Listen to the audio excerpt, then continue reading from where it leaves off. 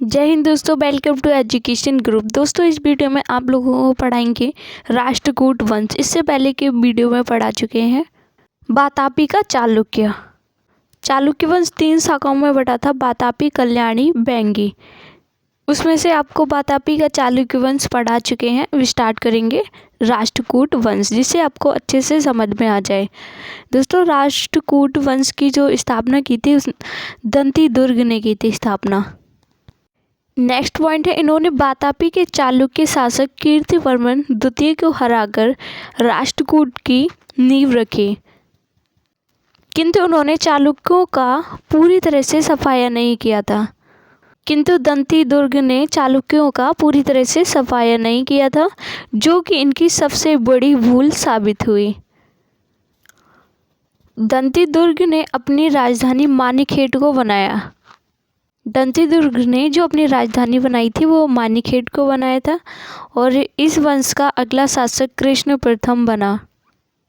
दंती दुर्ग के बाद राष्ट्रकूट वंश का अगला शासक कृष्ण प्रथम बना, जिसने महाराष्ट्र के एलोरा में कैलाश मंदिर बनवाया।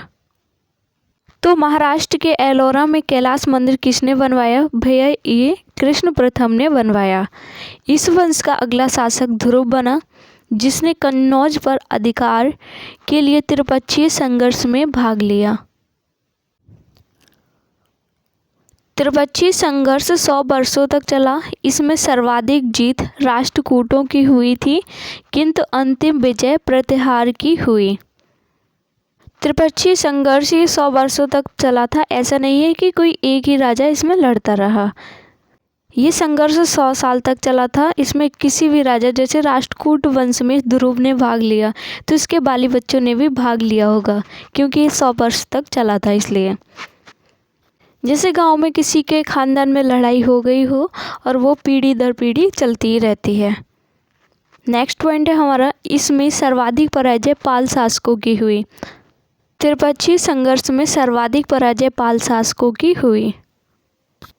राष्ट्रकूट वंश का अगला शासक अमोघवर्ष बना, और ये सबसे विद्वान शासक था।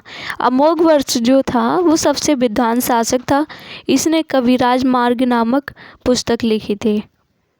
अमोघवर्ष ने कौन सी पुस्तक लिखी? तो भैया इसका कविराज मार्ग नामक इसने पुस्तक लिखी थी। इसने जिनसेन के प्रभाव में आकर जैन धर्म अपना लिया। अमोघवर्ष ने जिनसेन के प्रभाव में आकर जैन धर्म अपना लिया था, और अमोघवर्ष के दरबार में कन्नड़ भाषा के त्रिविद्वान कहे जाने वाले पन्नपोन रन रहते थे।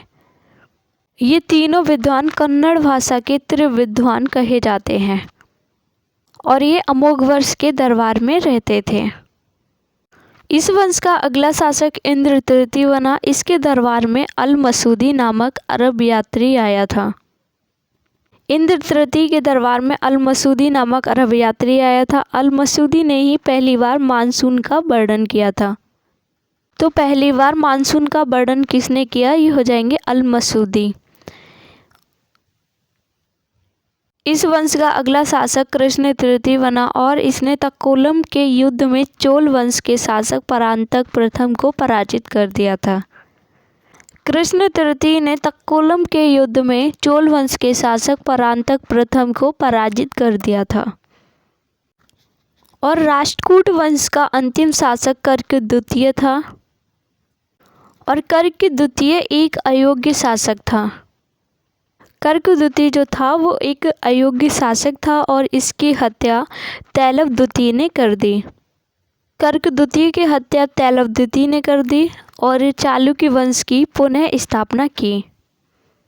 तो चालुक्य वंश की पुनः स्थापना किसने की? तो ये हो जाएगा भैया तैलव द्वितीय ने। तैलव द्वितीय ने चालुक्य वंश की फिर से स्थापना कर दी। तैलव द्वितीय का चालुक्य वंश कल्याणी का चालुक्य वंश कहलाया। यानी कि तैलव द्वितीय ने जिस चालुक्य वंश की स्थापना की उसे कल्याणी का चालुक्य कहते हैं। और राष्ट्रकूट वंश यहीं पर समाप्त हो गया। नेक्स्ट वीडियो में आपको कल्याणी का चालुक्य वंश पढ़ाएंगे। अगर आपको वातापी, कल्याणी, बेंगी का चालुक्य वंश एक साथ पढ़ाते तो आपको समझ में नहीं आता, अलग अलग पढ़ा रहे हैं, इससे आपको समझ में आ जाए। चलिए नेक्स्ट वीडियो में मिलते हैं कल्याणी का चालुक्य वंश में।